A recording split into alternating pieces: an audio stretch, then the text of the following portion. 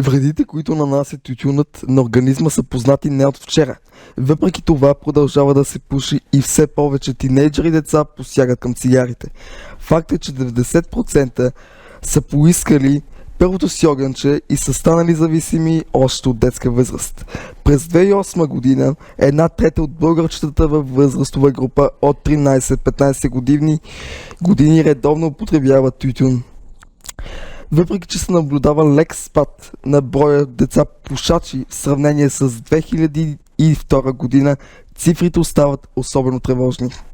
Месец февруари е месец на трезвеността. За вредите от употребата на алкохол и тютюневи изделия ще си говорим с доктор Маша Гаврилова от Коалиция за живот без тютюнев дим. Здравейте! Здравейте! На каква възраст са децата, които пропушват цигари за първи път? Ами, при всеки различно. Но, за съжаление, възрастта пада. Това, което е тревожно, е, че все по-малки деца опитват за първи път, докато по моето време се започваше в казармата. Обикновено учениците не пушеха.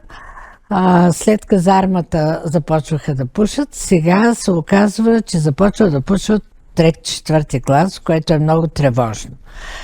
Обаче най-тревожното, което искам да кажа е, че момичетата пушат повече от момчетата, което е с много тежки последици с годините.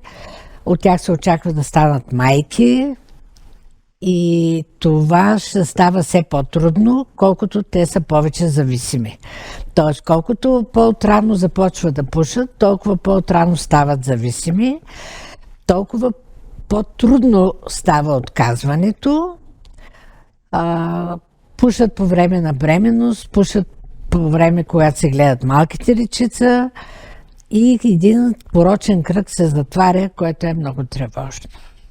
Как обществото оказва влияние върху децата бъдещи пушачи? Ами, да си признае обществото, кой знае какво влияние ни оказва. По простата причина, че много от децата пушачи пушат, защото родителите пушат. Пушат, защото батковците и каките им пушат. Да не говорим за дядовци и баби. И когато едно дете е в семейство, където всички около него пушат, то неминуемо става пушач. Много трудно е да противостоиш на такъв едно влияние, което ти е в къщи, което един е пуши в едната стая, другия в другата. Няма едно място, където да застанеш без някой да е пушил. Не излизат навънка, не излизат на балкона да пушат. Това е един пример, който е много ярък за децата. Те смятат, че това, което правят мама и татко, не е вредно и затова пристъпват най-често към пушенето. Единственото, което обществото се опита да направи, но не го направи както трябва, е да въведе забрана за пушене на обществени места, за да може поне малко да се намали влиянието, въздействието на тютюневите изделия върху хората, които не желаят да пушат, тъй като обществените места всеки има достъп. Да предпазиме тези, които са в тези обществени места, да не се подлагат на тютюнев дим. Но сами ще кажете, че много не се спазва тая забрана. Специалисти по акушерство говорят за бебето, което пуши в утробата на майката. Какво може да се случи с детето, ако майката редовно потребява алкохол и цигари? Ами, първо, детенцето ще се роди преждевременно. Второ, ще се окаже влияние на недоразвитите му органи. Трето, ще настъпи преждевременно раждане. Ще бъде с намалено тегло. По всяка вероятност белият му дроб ще бъде увреден още от утробата. Ще бъде подложено на въздействието по-лесно възприемане на инфекциите в последствие. Така че първо да не говорим, че момичето или девойката или жената вече много трудно ще забременее. А после, понеже ще продължи да пуши, тя ще и по време на бременността всичко това се случи върху плода, а после тя ще продължи да пуши докато го кърми, така че не знам какво ще стане с това детенце. А каква е статистиката сред младите хора и децата? Ами много е тревожна. Аз казах пак, има различни проучвания, защото всеки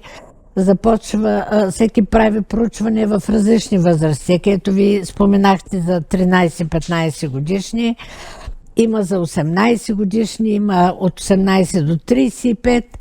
Най-различни проучвания, които не са сравними, но това, което трябва да се разбере е, че не намалява пушенето в България. Въпреки усилията и това, че държавата не предприема необходимите мерки, не се спазват, поне това, което е прието, не се спазва, така че не може да очакваме да се случи кой знае какво с нашите деца.